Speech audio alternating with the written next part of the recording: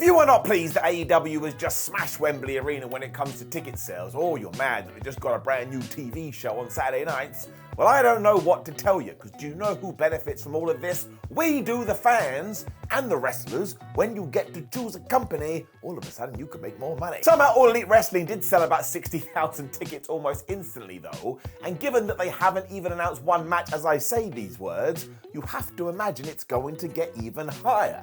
It may even hit 75,000, which is why the name All In is so damn fitting, because much like what we did back in 2018, kind of feels like we're about to blow the wrestling industry up again. It just shows that we're not done here, and there's a load of accolades that are going to come down the line, and actually kind of ties into what was going to happen years and years ago, because yeah, All Elite Wrestling did plan to come to the United Kingdom, and then something called the pandemic went, I don't want anyone to have any fun anymore, and obviously they weren't able to come over here. The thing is though, if they had ventured this way in 2020, would Tony Khan have gambled as much as he gambled here? Now do not get me wrong, this gamble paid off, but maybe he wouldn't have done, so maybe this is even better. I mean, this came as so much as a surprise. So many people on social media went, oh, poor Adam Cole. He met Wembley Arena, and it was like, no, he didn't. He met the International Stadium, which, do not forget, is where the England football team play their games. And now you're going to have some sports entertainment in there? I am pumped. Look what is happening in England in the summer as well. Not only do we have the Money in the Bank SmackDown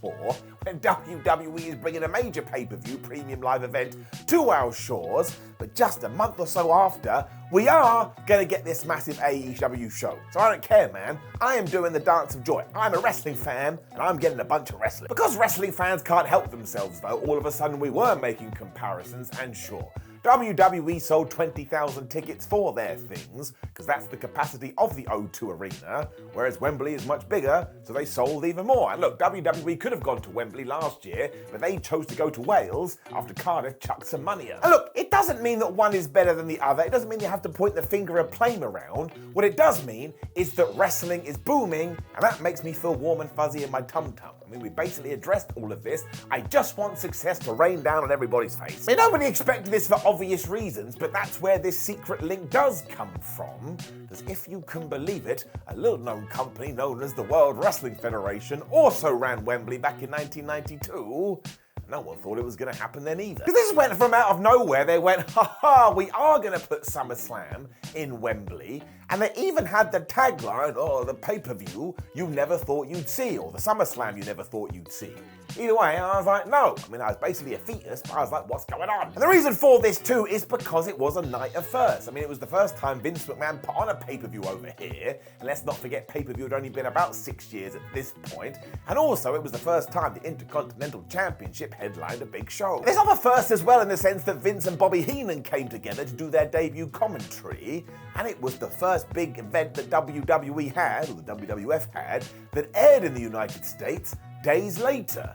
You couldn't get away with that now. Social media go crazy. It was also the first time Davey Boy Smith and Bret Hart had headlined something this huge, and it was the first time SummerSlam had been in a massive stadium since 1988. Don't forget, that's when the damn thing debuted. And what many people forget when we are talking about this is that there was a switch. Because for a little while, this was going to go down in Washington, D.C. before we did change our minds, and this is when we sold even more tickets. Because if it had gone down in the USA, you absolutely were not going to get over 80,000 people, which is what they did. Maybe the biggest of all the firsts, though, does come down to the fact that this was also the first major show without one Hulk Hogan. Now, this all comes down to what was going on in the early 90s and the steroid trial. Given that that has to be a different video for a different day, either wait for that or get to some Googling. The thing is, though, it had affected the perception of Hulkamania, so the powers that be were like, maybe we shouldn't be here in America right now.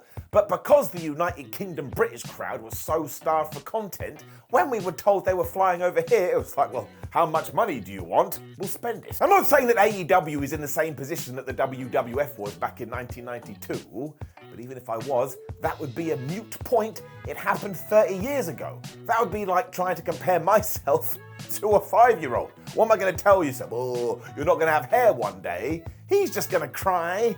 I don't want to do that to the little fella. But at the same time, it is a promotion, smashing a UK show, getting everybody excited, and also maybe, just maybe going, oh, Well, you didn't think we were as big as we are, did you? Well, look what we're about to pull off. Kablam! Don't tell me there's not a connection here, because there is, and straight away, the negative Nancy's will come in and say, well, look at the double or nothing attendance. They didn't sell out there, and oh my gosh, Dynamite ratings are down.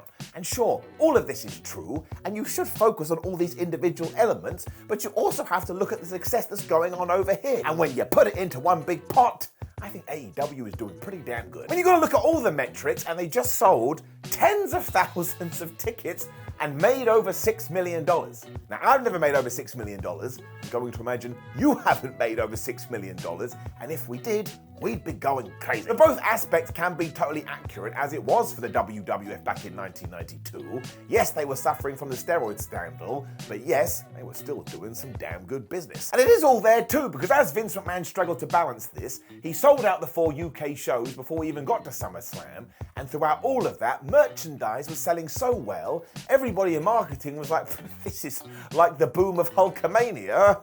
Absolutely fantastic. So we really wanted those black t-shirts with oversized prints of wrestlers' heads on them, and it even helped out the sticker business, which sound nuts, but some companies were about to go bankrupt when all of a sudden WWF stickers went crazy, and it saved them. And do you remember what Simon Cowell, that's right, that Simon Cowell, was doing at this time period? He went, why don't we have a song called Slam Jam? Why don't we have a song called Whoa, Whoa, WrestleMania? And these stormed the charts because even he, who didn't get wrestling, went, well, there's definitely something here. So it was just WWE ensuring they took advantage of their second biggest market, ensuring they got a boost when they needed the boost. And if that is what AEW is doing too, and it helps all around, why would you be sad about this? It's going to work out tremendously well. I mean, don't make me go around the houses once again. You could have 2 promotions that are both smashing it.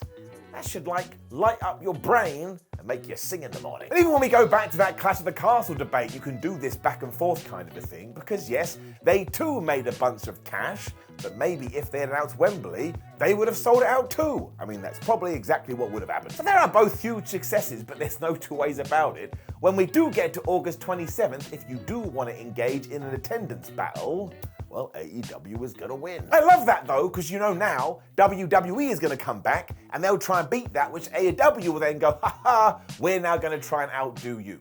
Once again, I get to go to all of these. I'm a lucky pup. You'd also like to think this Wembley show will have hardcore and casual fans alike. So in the same way that Vince McMahon did years ago, he bet on himself and it paid off. Tony Khan has done the same. I think he's totally smashed it. It's also really inspiring, and it could also actually help the indie scene, because sometimes what happens when it comes to business is the people at the top do go hoorah, and all of a sudden this magic rolls downhill. Like, let's say you haven't watched wrestling for 8 years and you think, well, I want to go to Wembley to see some, and then you think to yourself, well, I'd like to see some more. You can't go back to a stadium show, so you look around your area and you go, there's one down the road. So seriously, if this does get more people to check out pro wrestling, I'm never going to be mad at it. I'm never going to be upset about it, and I really hope we can look back on it in 5, 10, 15, 20 years and go, remember that show we did in London? It sent AEW off to the moon. So we are living in the good times, and long may it continue, and no matter what the 3 letters are that promotes a promotion, I wish you nothing but the best. Now, of course, you can debate this in the comments, but let's be nice about it. Like the video, share the video, and subscribe. Make sure you click one of the videos on the screen to continue your What Culture journey. Go to whatculture.com, and you can follow us at What Culture WWE. Simon 316. My name is Simon What Culture. Thank you very much for joining me as always. You take care of yourself, and if you are going to either Money in the Bank or All In 2023, I hope to see you there. We're gonna have a damn good time.